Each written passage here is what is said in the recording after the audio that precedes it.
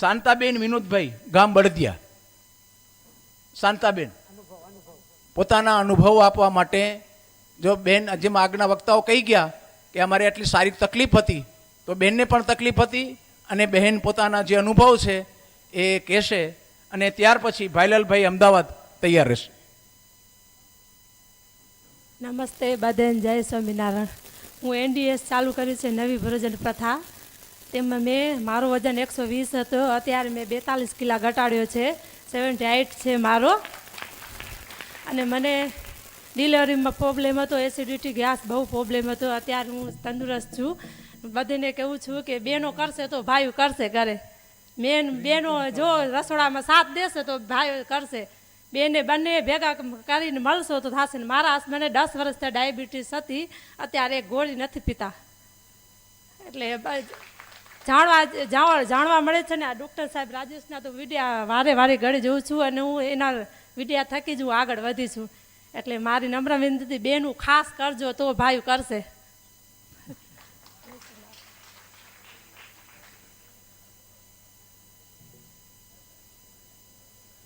ભાઈલાલભાઈ અમદાવાદથી પધારો.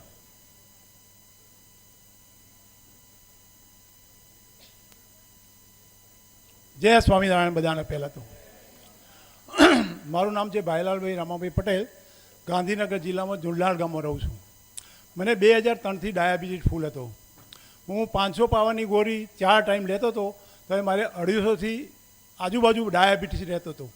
તો મેં 2017થી મને એક વિડીયો જોવા મળ્યો. યુટ્યુબ ઉપર મેં વિડીયો જોયો. વિડીયોમાં કાળુભાઈ કરીને સુરતના છે, એમના ફાધરનો એક વિડીયો હતો. એ વિડીયો સાંભળી અને મેં ખાલી એનીમાં લેવાનું ચાલુ કર્યું. ખાલી એનીમાં તો મારું 3 કિલો વજન અઠવાડિયામાં ઉતરી ગયું. મારું વજન 90ની આસપાસ હતું. અત્યારે મારું વજન 70, 20 કિલો મેં વજન ઉતારી દીધું છે.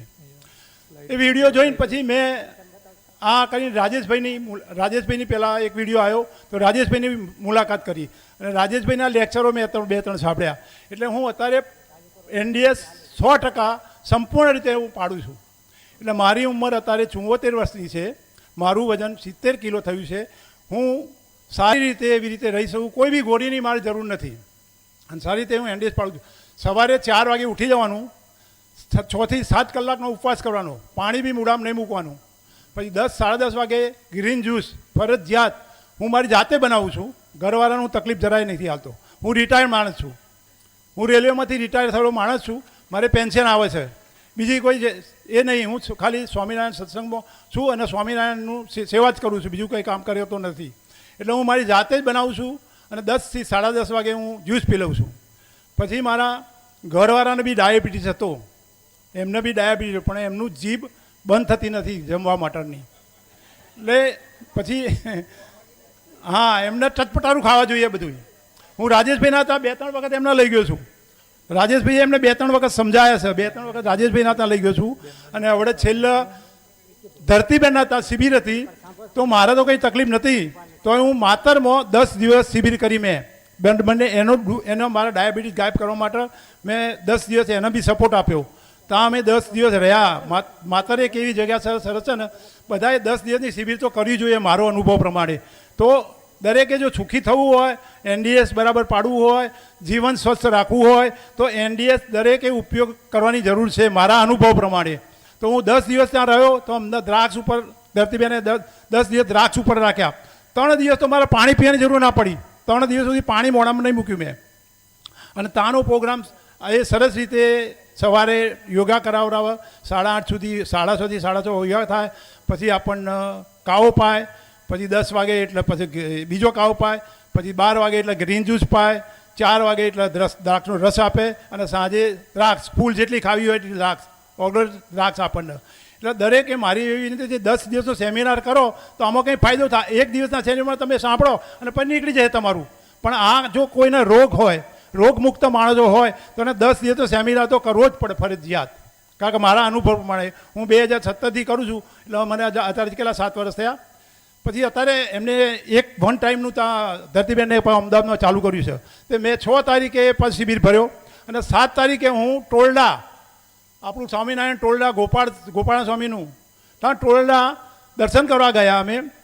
પછી ત્યાંથી ગોપાળાન સ્વામી જે ઉપર જે ઉપર ધ્યાન કરેલું છે 425 પગથિયા છે. તો બપોરે 2 વાગે અમે 15 જણા હતા ત્યાં જતા. બપોરે 2 વાગે મેં સૌથી પહેલાં પગથિયા ચડી ગયો. અડધો કલાકમાં 425 પગથિયા ચડીને ઉપર ચડી ગયો હું, અને ત્યાં ગુફામાં દર્શન કરી આવ્યા. એવી રીતે આ વસ્તુ કરવાથી શરીરને કોઈ નુકસાન નથી થતું, ઉપરથી શરીરમાં તમારે એનર્જી વધે છે. એટલે આ દરેકે કરવું જોઈએ મારા અનુભવો પ્રમાણે તો. એટલે હું મારું કરું છું. સવારે 4 વાગે ઉઠું, નાહી ધોઈ. પહેલાં તો સવારે 4 વાગે ઉઠીને માનસી પૂજા કરી લેવાની આપણી. માનસી પૂજા કર્યા પછી આપણા જે નીત નિયમ કરવાનું. અને આવી રીતે મારો આખો દિવસનો પ્રોગ્રામ છે અને આપણે કરીએ તો બહુ સરસ. જીવનમાં સારામાં સારું જો NDS કરવું હોય તો પહેલો ઉપવાસ, ગ્રીન જ્યુસ અને જમવાનું, આ બધું પતાવી દો તો સરસ રીતે થાય છે. જય સ્વામિનારાયણ. ડૉક્ટર રાજેશભાઈ પટેલ. આ ત્રણેય લોકોને તમે સાંભળો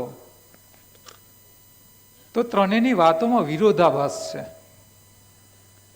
તમે ડૉક્ટર ખાદીરવલીને મળો તો એવું કહે કે કાચું તો ખવાય જ નહીં. અચ્છા, તમે ચૌહાણ સાહેબને મળો તો એમ કે રાંધેલું ખવાય જ નહીં. બંને એકબીજાથી વિરુદ્ધની વાત કરે છે, અને છતાં બંને જણા પોતપોતાની પદ્ધતિથી લોકોને સાજા કરે છે. એટલે બંને પાછા સાજા જ કરે છે. હવે આપણે સમજવાનું એ છે, કારણ કે તમે બંને વ્યક્તિને મળો તો પેલા આમ કે પેલા આમ કે, હવે તમારે ક્યાં જવાનું?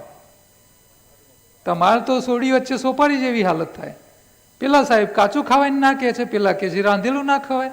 શું કરવાનું? તો આ કન્ફ્યુઝનને આપણે અહીંયા દૂર કરવાનું છે.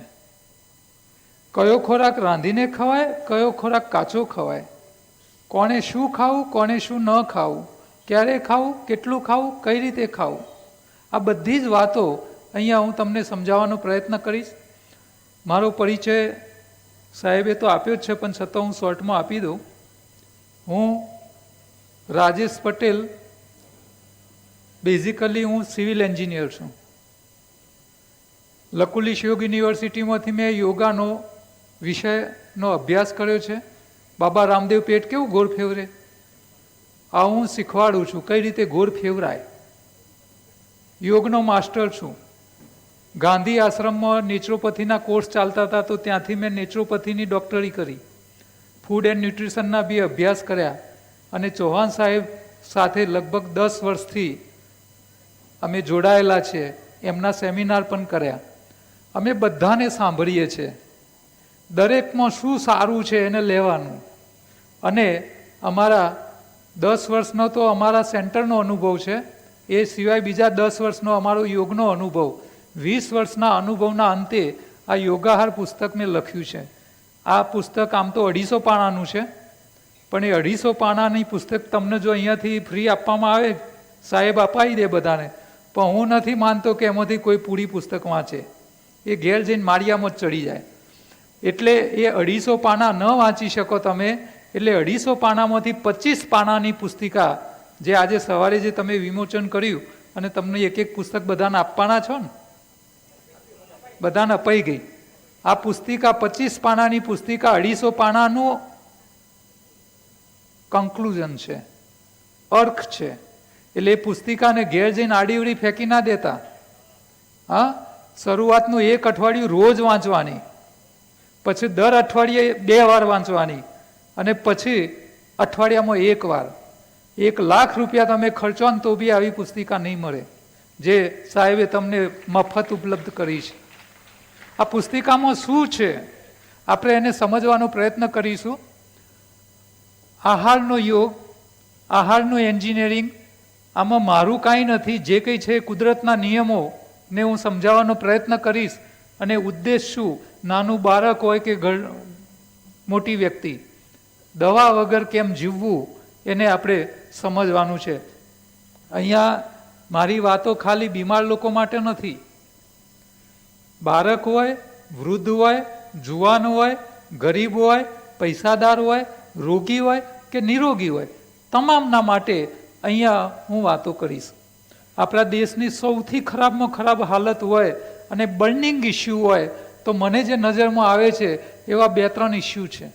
એમાં સૌથી પહેલો ઇસ્યુ છે આપણા ગુજરાતના બાળકો કુપોષણમાં બિહાર પછી બીજા નંબરે છે. શરમજનક ઘટના છે. આ બાળકો કુપોષણમાંથી ₹1 વધારાના ખર્ચ વગર બહાર કાઢવાની વાતો હું અહીંયા તમને સમજાવીશ. 1 પૈસાનો વધારાનો ખર્ચો નહીં. પહેલી સમસ્યા બાળકોમાં કુપોષણ.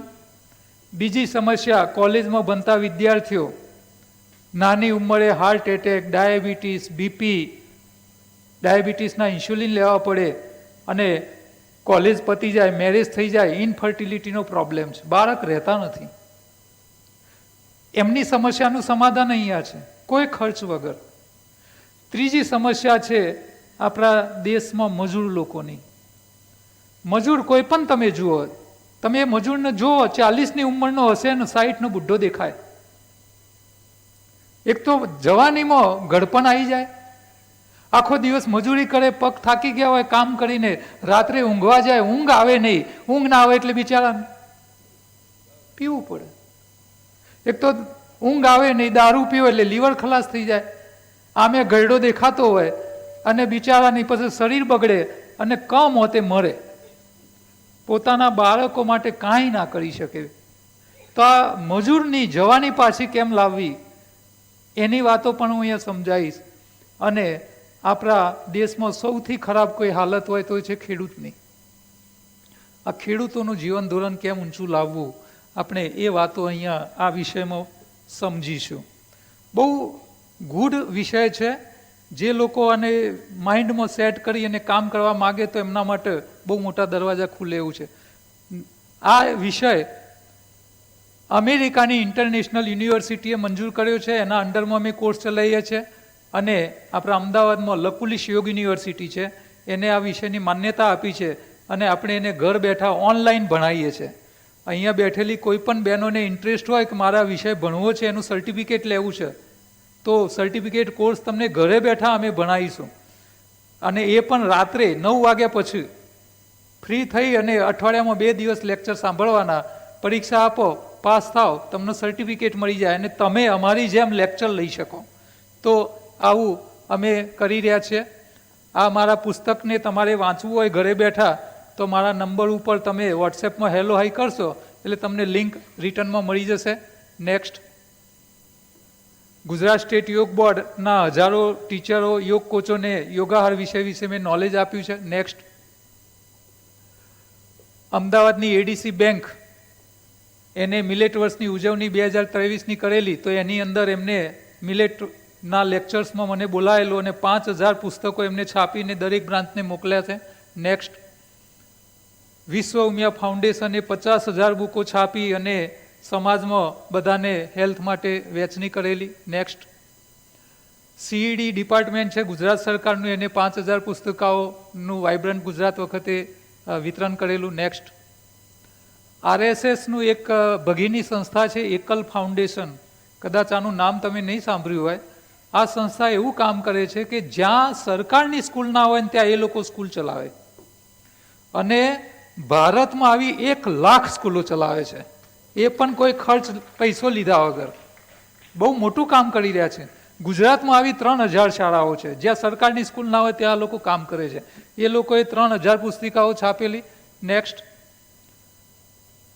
ગાંધીનગરનું ગૌરવ કહેવાય એવી કડી સર્વ યુનિવર્સિટી, સૌથી વધારે સ્ટુડન્ટવાળી યુનિવર્સિટી, એમને 25,000 પુસ્તિકાઓ પોતાના બાળકોના વાલીઓ સુધી પહોંચાડી છે.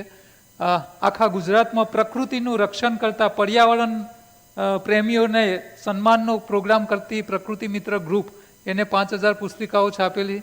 નેક્સ્ટ.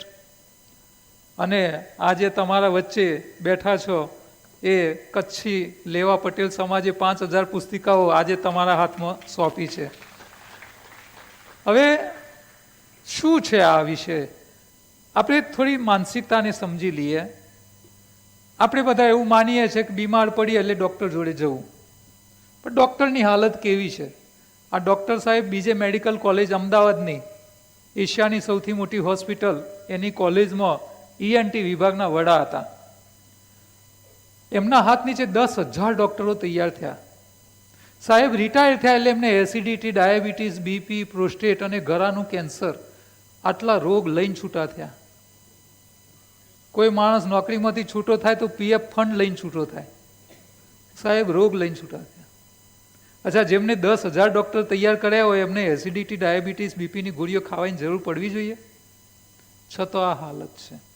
તો સાહેબ ચૌહાણ સાહેબના અને અમારા સેન્ટર ઉપર આવ્યા, એમને સમજ્યું કે ભાઈ ડાયટ બદલવાથી રોગ મટી જાય, તો સાહેબે ડાયટ બદલ્યું. એમના મિસિસને પણ તકલીફો હતી, એ બી નર્સિંગ કોલેજના પ્રોફેસર હતા, એમના ઢીંચરના દુખાવાનું બધું ગાયબ થઈ ગયું.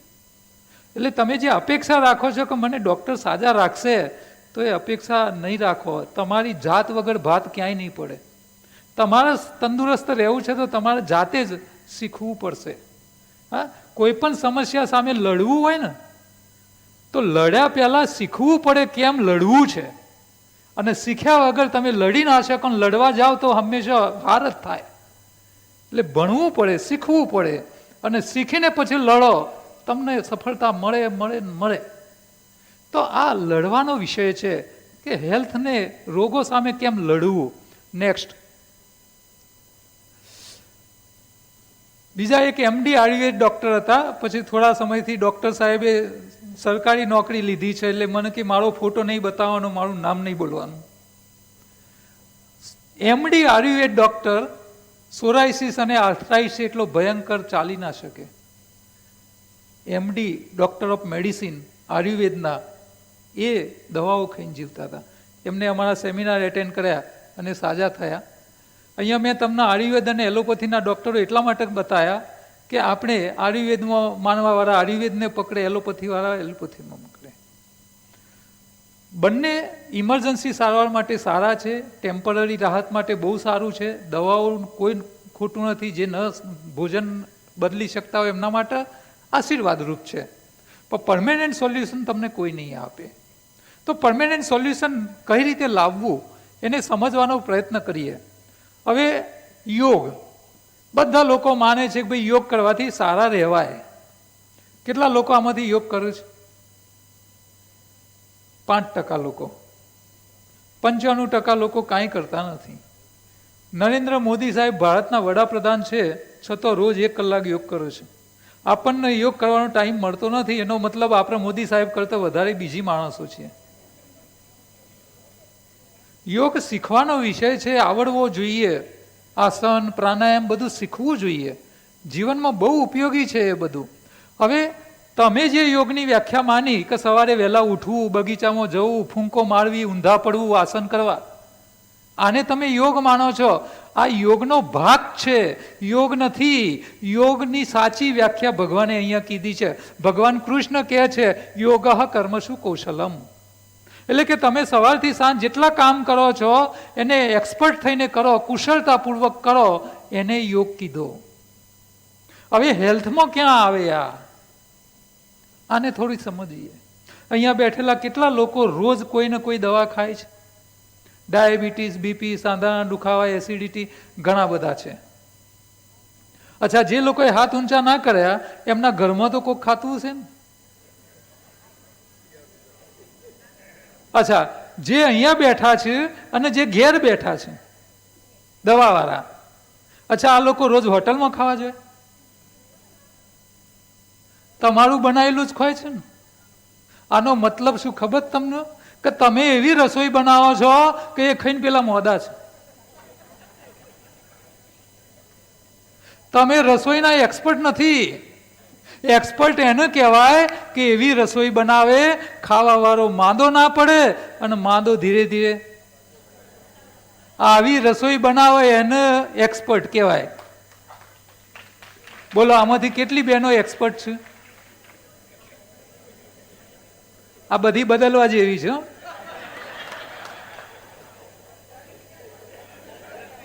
કોઈ કામની નહીં.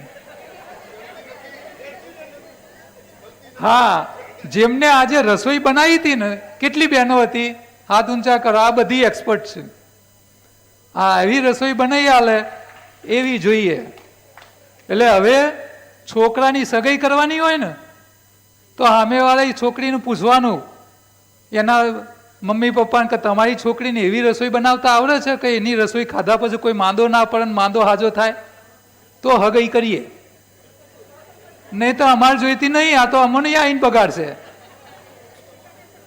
એટલે પહેલા તો દીકરીઓને એવી તાલીમ આપો કે એવી રસોઈ બનાવે, ખાવાની મજા આવે અને ખાધા પછી માંદા ના પડાય અને માંદા હોય ધીરે ધીરે હાજા થાય. આ જરૂરી છે. અચ્છા, હવે તમારે રસોઈના માસ્ટર બનવાનું. તમે તો રસોઈના માસ્ટર માની લો કે ટ્રેનિંગ લીધીને બની ગયા, રસોઈ સારી બનાવી, પણ ખાવાવાળાએ કેમ ખાવું એ શીખવું પડશે ને, એમને એક્સપર્ટ કરવા પડશે. નહીતર તમે સારું બનાવ્યું પણ કેમ ખાવું, શું ખાવું, કેટલું ખાવું એ ભાન ના હોય તો. એટલે તમારે બેને એક્સપર્ટ બનવાનું છે. હા, તમારે બનાવવાની એક્સપર્ટાઇઝ કેળવવાની ને એમને ખાવાની એક્સપર્ટાઇઝ કેળવવાની છે. બરોબર? એટલે આપણે ભગવાનને જે વાતો કીધી છે એને સમજવાનો પ્રયત્ન કરવાનો. અહીંયા મહર્ષિ પતંજલિએ યોગની વ્યાખ્યા આપી. યમ, નિયમ, આસન, પ્રાણાયામ, પ્રત્યાહાર, ધારણા, ધ્યાન ને સમાધિ, અષ્ટાંગ યોગની અંદર તમારે મોક્ષે આગળ વધવું હોય તો આ બધું સમજવું પડે. અને એમાં આસન અને પ્રાણાયામ આપ્યા છે મોક્ષ માર્ગે જવા માટે, પણ એના પહેલા યમ નિયમ આપ્યા છે. આજે તો બધા યોગવાળા આસન પ્રાણાયામ ઉપર તૂટી પડ્યા છે, યમ નિયમને કંઈ સમજતા જ નથી. તો યમ શું કહે છે? યમ કહે છે સત્ય, અહિંસા, હસ્તે બ્રહ્મચર્ય, અપરિગ્રહ. સત્ય એટલે શું? સાચું બોલવું એવું નહીં, એ તો સામાન્ય કોમન મેનની ડેફિનેશન છે.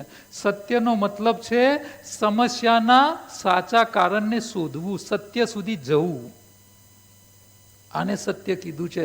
તમને ડાયાબિટીસ થયો, કેમ થયો એના મૂળ સુધી જવું જોઈએ. પણ આપણે તો શું કરીએ છીએ, સીધા ડૉક્ટર સાહેબ જોડે, સાહેબે ડાયાબિટીસ ચેક કર્યો, તમને ડાયાબિટીસ છે, લો ગોળી ખાઓ. એના મૂળ સુધી જતા નથી, મને કેમ ડાયાબિટીસ થયો. આપણે પૂછતાય નથી ને ડૉક્ટર કહેતાય નથી. અને માની લો ભૂલથી પૂછી લો તો ડૉક્ટર કહે છે હું એ ખાઉં છું, તું એ ખા દવા. સાચું કારણ જ નહીં બતાવે. એટલે આપણે સત્ય સુધી જવાનો પ્રયત્ન કરવો. અને ખાલી રોગ માટે જ સત્ય સુધી જવાનું ના, સમાજની તમામ સમસ્યાઓ માટે સત્ય સુધી જવાનો પ્રયત્ન કરવો પડે. છોકરાઓ કેમ ભણતા નથી, કેમ બગડી ગયા છે, કેમ સાંભળતા નથી, કેમ બીમાર રહે છે, આ બધાના મૂળ સુધી જવાનો પ્રયત્ન કરવો જોઈએ. સત્ય શોધવાનું રાખો. નિયમની અંદર છે શૌચ. શૌચનો મતલબ થાય સફાઈ. સફાઈ કોની કરવાની? ઘરમાં તો રોજ કરો છો, કચરા પોતા, લુગડો ધોવો છો, વાસણ ઘસો છો, આ બધું નહીં. સફાઈ કોની? તમારા તન અને તમારા મન. તમે તન એટલે શરીરને ચોખ્ખું રાખશો તો શરીરમાં રોગ નહીં આવે, અને મનને સાફ રાખશો તો કોઈના જોડે સંબંધો બગડશે નહીં. હા, આજે સાસુ વહુના જોડે મેળ નહીં આવતો એનું કારણ શું છે? મનમાં કચરા ભળ્યા છે. નેક્સ્ટ,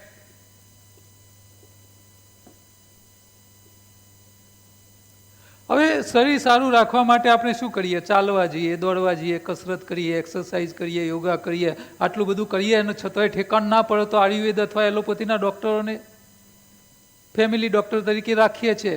પણ હાલત શું છે કે પરિણામ સંતોષકારક નથી. ડૉક્ટરો પણ બીમાર છે અને એમની હાલત એટલી ખરાબ છે. થોડા વર્ષો પહેલા દિલ્હીમાં ડૉક્ટરો ઉપર એક સર્વે થયો, કેટલું લાંબુ જીવે, ડૉક્ટરો કેટલું લાંબુ જીવે છે. આ સર્વેના આંકડા આવ્યા, ગુજરાત સમાચાર ટીવીમાં મેં જોયેલા આંકડા. એમાં એવા આંકડા આવ્યા કે દિલ્હીની આમ પબ્લિક એવરેજ 68 વર્ષ જીવે છે, 68 વર્ષ, અને દિલ્હીના ડૉક્ટરો 65 વર્ષે ટપકી જાય છે. બોલો, લાંબુ કોણ જીવવું જોઈએ, ડૉક્ટરો કે માણસો? પેલા વહેલા ટપકી જાય છે. આ રિયાલિટી છે. હા, એટલે તમારે આપણે ગુજરાતીમાં એક કહેવત છે, ભરોસાની ભેંસ પાડો જને. એટલે તમે કોઈના ઉપર ભરોસો રાખો કે પેલો મને હાજો રાખશે, નહીં થાય. માઇકલ જેક્સનનું નામ સાંભળ્યું છે? હા, બધાને ખબર છે ને. એટલો બધો કરોડપતિ હતો, એટલા બધા પૈસા હતા, પોપ સિંગર હતો, અને મૂળ જન્મે તો આફ્રિકાનો કાળિયો હતો. પણ એટલા બધા પૈસા હતા કે પૈસાના જોડે પ્લાસ્ટિક સર્જરી કરીને પોતાનું આખું શરીર યુરોપિયન જેવું બનાવી દીધેલું. અને પછી દુનિયાભરના ડૉક્ટરો ભેગા કર્યા અને એમને એવું કીધું કે મારા જોડે આટલા બધા અબજો રૂપિયા છે, મારે આ ભોગવવા માટે લાંબુ જીવવું છે, મને 150 વર્ષ જીવવાની ઈચ્છા છે, તમારે બધાએ ભેગા થઈ મને 150 વર્ષ જીવાડવાનો. દુનિયાભરના મોટા મોટા ડૉક્ટરોને ભેગા કર્યા, કિડની વાળોને, હાર્ટ વાળોને, ચામડી વાળોને, ફેફસા વાળોને, બધા અલગ અલગ હાડકાવાળાને, મગજવાળાને બધા. અને એને તો એવા માણસો તૈયાર રાખેલા, જો કંઈક પ્રોગ્રામ કરવા જાય, માની લો કંઈક એક્સિડન્ટ થયો ને કિડની બગડી ને તો કિડની ડોનેટ આલવાવાળા હાજર જ હોય. આવા માણસોની વ્યવસ્થા સાથે આખી દુનિયામાં ફરતો એ માણસ જેને 150 વર્ષ જીવવા માટે આખી દુનિયાના ડૉક્ટરો ભેગા કરેલા અને એમને એ કહે જ ખાવાનું. ડૉક્ટરોને કીધેલું તમે કહો એટલું ખાઈશ, તમે કહો એ પીશ, તમે કહેશો એટલું ખાય, તમે કહો એટલું ઊંઘી જાય, તમે કહેશો એટલું પાણી પીએ. આ બધું જ ડૉક્ટરોને પૂછી પૂછીને કરતો હતો. એ ભાઈ 55 પહેલો પતી ગયો. ઝાઝા રસોઈયા ભેગા થાય એટલે શું કરે? રસોઈ બગાડે છે. સમજ પડે છે? નેક્સ્ટ, અમારા 20 વર્ષના અનુભવનો નિચોડ આ 3 વાક્યોમાં છે. તમને આ કોઈ નહીં કે બીમારી કેમ આવે છે તેનો પહેલું કારણ છે ચાવ્યા વગર ખાવાથી કબજિયાત થાય ને કબજિયાત બધા રોગોનું મૂળ છે. આ સૌથી મોટું દુનિયાની 90% હોસ્પિટલો અને 90% બીમારીઓ ફક્ત ને ફક્ત એક કારણથી ચાલે છે, બીજું કોઈ કારણ નથી. એટલે હવે તમારી હોસ્પિટલના આગળ મોટું બેનર લગાવડાવો સાહેબ, તમે ચાઈન ખાતા નથી એટલે હોસ્પિટલના ધક્કા ખાઓ છો. આ બેનર વાંચી વાંચીને પણ રોજ ધક્કા ખાવા વાળો કોક દાડો તો ચાઈન ખાશે ને તો એમને હાજર થઈ જશે. આ ઘેર ઘેર સુધી આ વાત પહોંચાડો. અચ્છા, ચાવ્યા વગર ખાય એટલે જરૂર કરતા વધારે ખાય, ઓવર ઇટિંગ. અને ત્રીજું છે 3 ટાઈમ પકવાન. પકવાન એટલે લાડવા મોહનથાળ નહીં, જેને પકાવો એ પકવાન. એ 3 ટાઈમ ન ખવાય, 3 વાર ખાય એ બીમાર પડે. નેક્સ્ટ, હવે ચાવ્યા વગર ખાય એની હાલત શું થાય? માની લો સાંજે તમારે જમવાનું બાકી છે, ખીચડી ખાવાની બાકી છે ને પેલી વાસણવાળી આવી જાય તો બેસાડો જવા દો. એ તો જેવું મગજ હોય મન હોય એવું કરો. હા, લાલચી ઉડતી હોય, કંજૂસ મારવાડી હોય, શું કરે? બેહાડ, વાસણ ઘસીને જા. અને જે દયાળુ ભાવવાળો વ્યક્તિ એ શું કે ભાઈ અમારા કારણ મોડું થયું છે, તું આજ જા, અમે આજે વાસણ જાતે ઘસીશું. એટલે અહીંયા વર્તનથી પણ ખબર પડે કે માણસનો સ્વભાવ કેવો છે. એટલે પેલા કંજૂસ હોય ને એ શું કરે? પેલી કામવાળીને બેસાડ, વાસણવાળીને, અને પછી એ ખાવા બેસે. ફટાફટ ખીચડી ખાઈ લી, પેલીને વાસણ અપાઈ દેવાય ને. અચ્છા, ખીચડી ઉતાવળમાં ખાઈ ગયા, સિંગદાણો ખીચડીમાં નાખેલો હતો, ચાયા વગર ખાઈ ગયા, અને ખાઈ લીધા પછી યાદ આવ્યો ચાવવાનો રહી ગયો, પાછો લવાય? સિંગદાણો પાછો લવાય નહીં. સિંગદાણો તમારા જઠરમાં જતો રહ્યો, પાછો ચાવવા લવાય નહીં. તમારા જઠરમાં બ્લેન્ડર મિક્સર હોય? અચ્છા, સિંગદાણો જઠરમાંથી આગળ ક્યાં જાય? નાના આંતરડામાં. ક્યાં જાય? નાના આંતરડામાં. નાનું આંતરડું કેટલું લાંબુ હોય? 7 થી 8 મીટર, એટલે કે 25 થી 30 ફૂટ. 30 ફૂટ કોને કહેવાય? 3 માળના મકાનમાં ધાબે જાઓ, ઉપરથી નીચે લટકાવો. આટલું લાંબુ આંતરડું તમારા પેટમાં છે. કેટલી જગ્યા? ખોબા જેટલી. અચ્છા, ખોબા જેટલી જગ્યામાં 30 ફૂટ સમાય ક્યારે? જાડું હોય પાતળું? કેટલું ખબર તમને? તમારી ટતલી આંગળી જેટલું. તમારું આંતરડું તમારી ટતલી આંગળી જેટલું. તમારા ઘરમાં નાનું ટેનિયું હોય ને એનું નાનું આંતરડું એની ટતલી આંગળી જેટલું. અચ્છા, આંતરડું આટલું પાતળું છે, એની ચામડી કાઢી નાખો તો અંદરનો રસ્તો કેટલો રહે? આટલું. અચ્છા, આમાં સિંગદાણો જાય શું થાય? અચ્છા, તમે ધક્કો મારવાવાળા રાખ્યા છે? આવો માલ આવો, જરા મદદ કર ભાઈ. સમજ પડે? બસ આ જ સમસ્યા અહીં છે. હા, 30 ફૂટ લાંબુ આંતરડું, સિંગદાણો, પેલી પાણીપુરીનો ચણો આખો ઘૂસી જાય. આંતરડો બિચારો ધક્કા મારીને થાકી જાય, પેલો ચણો ખસ જ નહીં. Traffic jam. આ ટ્રાફિક જામ થાય ને એને કબજિયાત કહેવાય. આ કબજિયાત જ મારે છે. ખાવામાં ઉતાવળ કરો છો એ જ મારે છે. હા, આ સ્કૂલમાં ટીચરો મેડમો બિચારી છોકરાઓને શીખવાડીને મોકલે, બેટા ચાઈને ખાવાનું. છોકરો ઘેર બેઠો શાંતિથી ચાઈને ખાતો હોય એટલે મમ્મી મારીને જલ્દી કરા, ફટફટ ખાઈ લે, લેસન કરવાનું, મારે વાસણ ઘસવાના, તારે ટ્યુશન જવાનું છે. અને ઘણી મમ્મીઓ તો પાછી ટોણા મારે, બાપાની જેમ ઘૂઘરો હાંકરો જ.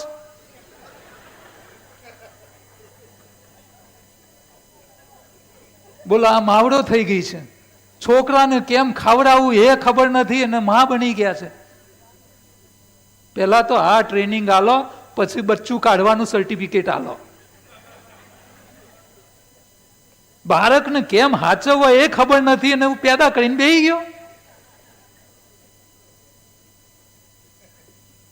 આની જરૂર છે. ચાવીને ખાવું. અચ્છા, ચાવીને ખાવાથી કબજિયાત ના થાય, બીમારીઓ આવે નહીં. પણ આનો બીજો મોટો ફાયદો શું થાય ખબર તમને? કે ચાવીને બાળકો જ્યારે ખાય એટલે એમનામાં ધીરજનો ગુણ વધે. શું વધે? ધીરજ વધે. ધીરજને યોગની ભાષામાં ધ્યાન કહેવાય અને ધ્યાનને અંગ્રેજીમાં મેડિટેશન કહેવાય. બાળક ચાવીને ખાય એનામાં ધીરજ વધે, ધ્યાન વધે, સ્કૂલમાં ટીચર ભણાવે, બધું યાદ રહે, વગર ટ્યુશને સારા માર્ક્સે પાસ થાય. ટ્યુશનની જરૂરત ના પડે. બોલો, છોકરું માંદું ના પડે અને સારા માર્ક્સે પાસ થાય. કોને ના ગમે? અત્યારે સરકાર શિક્ષણ વધારવા મથી રહી છે, બીમારીઓ અટકાવવા મથી રહી છે. કાંઈ કરવાનું નથી, ખાલી ચાઈને ખવડાવો. 50% કુપોષણ તો એમને જતું રહેશે. એટલે હવે સ્કૂલમાં રિસેસ પડે ને, એમાં મેડમો કેટલી છે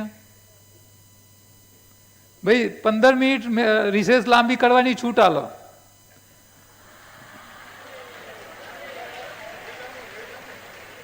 પણ આ 15 મિનિટ છે ને વસૂલ કરવાની છે.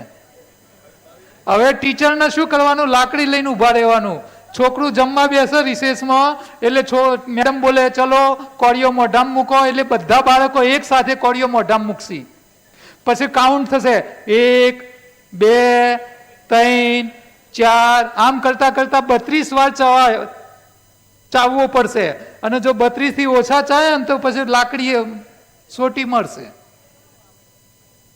આ 32 વાર ચાવીને ખાવાની આદત પાડો, તમારા સ્કૂલના કોઈ બાળકો બીમાર પડશે નહીં અને 50% કુપોષણ તો એમનેમ ખતમ થઈ જશે, કાંઈ કર્યા વગર. અને ભણવામાં હોશિયાર થશે, કારણ કે ચાવીને ખાશે એટલે ધીરજ વધશે, યાદશક્તિ વધશે અને ટ્યુશન કર્યા વગર સારા માર્ક્સે પાસ થશે. 2 ફાયદા થયા. અચ્છા, એક ત્રીજો ફાયદો થાય. બાળકો ધીરજવાન હોય, તમે કંઈક કહો, એમના વાલીઓ કંઈક બોલે, બાળકો શાંતિથી સાંભળે કે ના સાંભળે? અચ્છા, સાંભળે તો કોઈ દાડો ખોટી જીદ કરે ખરા? ઝઘડો કરે ખરા? હા, અત્યારે બધા વડીલો ફરિયાદ કરે છે, આજની નવી પેઢી અમારું સાંભળતી નથી. કેમ નથી સાંભળતી? કારણ કે તમે એમને ચાઈને ખાવાનું શીખવાડ્યું નથી. જો ચાવીને ખાવાની આદત પાડી હોત બાળકોને તો એ બાળકો તમારી બધી વાત સાંભળે, કદાપી જીદ કરે નહીં. સાચી વાત છે ખોટી? સાચી ને? હા, એટલે તમારા છોકરા જો કયાગરા કરવા હોય, તમારી વાત સાંભળે એવા બનાવવા હોય તો હવે ઘેર જઈ અને બધાને ચાવીને ખાવાની આદત પડાવવાની. હા, હવે ડાઇનિંગ ટેબલ ઉપર જોડે ખાવા નહીં બેસવાનું, સામે બેસવાનું ઘરમેરી. હા, તમે કોળીઓ મોઢામાં મૂકો એટલે સામેવાળા ગણ 32 વાર થવા જોઈએ અને તમારા સામેવાળાના બકોડિયા ગણવાના અને ઉપર વેલન મૂકી રાખવાનું. જેના ઓછા થાય એટલો વેલન ઝાપટવાનો. 2 દાડા પ્રેક્ટિસ કરો, બધાને ચાઈને ખાવાની આદત પડી જશે. અને ગભરાવાનું નહીં હો. તમે ઘરવાળાને 2 ઠોકશો ને તો કઈ ઘરવાળો કાઢી નહીં મેલે, કાઢી મેલશે નવી નહીં મળે, એટલે ચિંતા ના કરતો. મારીને શીખવાડો. જો ચાઈને ખાવાની આદત શીખવાડી લીધી તો પછી તમે ગંગા ના આયા. હા, શરીર ઘરમાં કોઈ દિવસ કોઈ રોગ જ નહીં આવે, કોઈ માદો જ નહીં પડે. આ બહુ જરૂરી છે. પણ આજકાલ બધા ફરિયાદ કરે છે, ખાવાનો ટાઈમ ક્યાં છે? નવરાશ જ નહીં.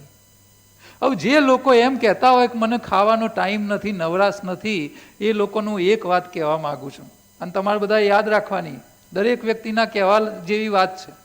આ ધરતી ઉપર રહેતો કોઈ પણ વ્યક્તિ હોય, કોઈ પણ લેવલનો હોય, મોટા ઉદ્યોગપતિ હોય, મોટા ડોક્ટર હોય, મોટા નેતા હોય, મોટા ધર્મગુરુ હોય કે મોટા રાષ્ટ્રના વડા હોય, કોઈ પણ લેવલના વ્યક્તિ હોય, એમને એમનું શરીર સારું રાખવું હોય તો 3 એવા કર્મ છે, 3માંથી એકને ટાઈમ આપવો ફરજિયાત છે.